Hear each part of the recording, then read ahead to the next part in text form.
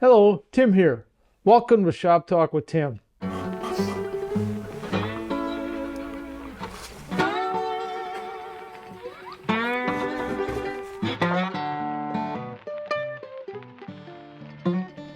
Today's agenda, I'm going to talk about planes, tools from the previous century, the 1900s. And one of the tools that I really enjoy looking at, I don't use it that much anymore. It's the compass plane, and it's on my shelf, and they're not made anymore. They were made from about 1890s to I think World War II. I think about 1942, according to this book that I have. Has got the history of planes, and it's a Stanley number 113. And they said they quit making these in 1942.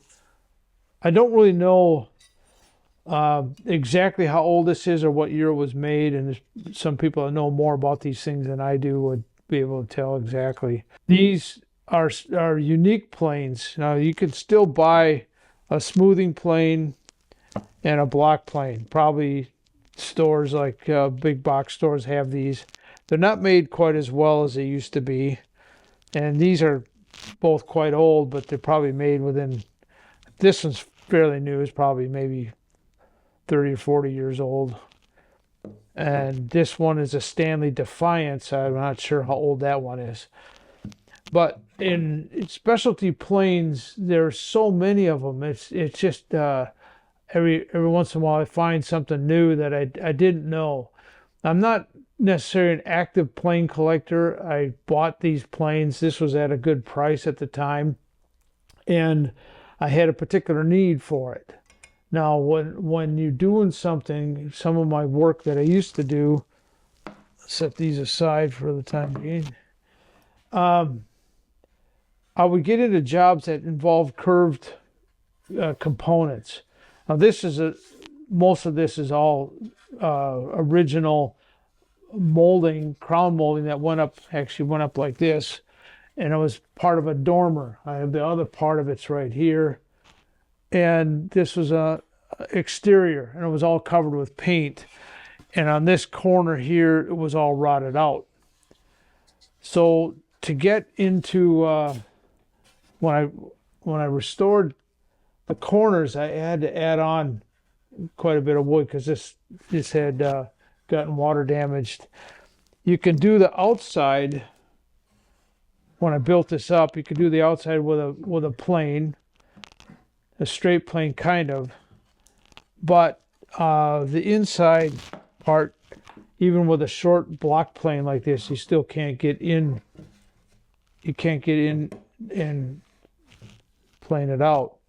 Now today, these kind of things would be made on a CNC machine or maybe out of PVC. They're not even wood.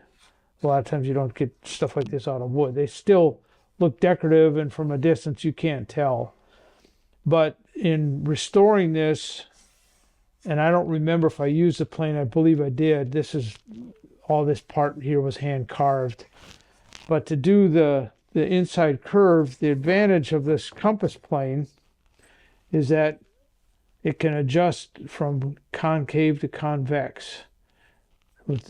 And you can tell there's a little gear thing here that moves them equal curve up or down.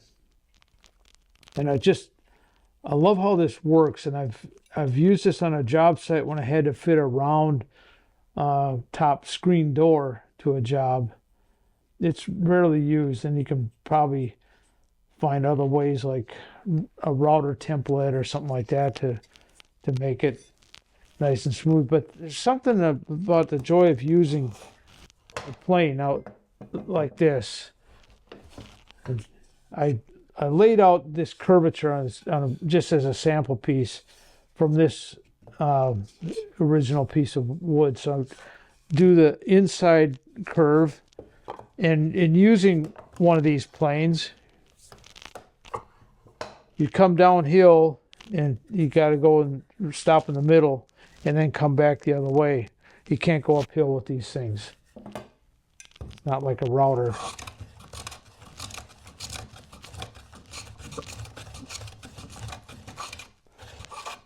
I need to reset this. I had it set a little high.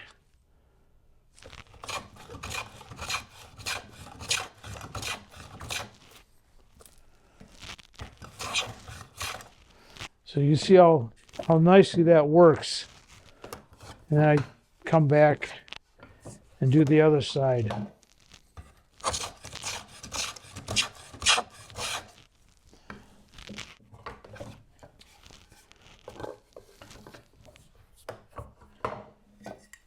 And then I turn this to match this curve.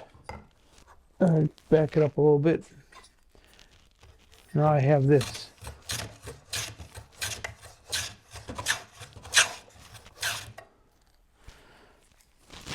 So this is a lot of fun to use. And I would still use it if I had a reason to. Just take it down. I get down to that line there. But it sits on my shelf most of the time, as this one does. This one has a date on top of it. It was my grandfather's. Has a date of 1881. Later I'll talk about joiner planes. I have other planes I want to share with you on their use, and it's a bygone era. There's a resurgence of people that are really into all unplugged or hand working. And like I said, I'm not really a collector per se. I just get tools that I want to use. And if this had some rare antique value, it'd behoove me just to set it aside, not use it at all. But I want good working tools. And in order to find something like this, you'll have to go online or eBay or tool swap meets or organizations like Tool Collectors, International Tool Collectors Club or something like that.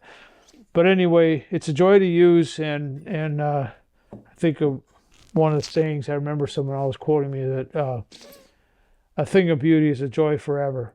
So that's kind of what I live by. I just enjoy the hand worked woodworking. It's a little slower, but it's enjoyable. I just hope you find these kind of things interesting like I do. And thanks for watching. And please subscribe, and we'll see you next time.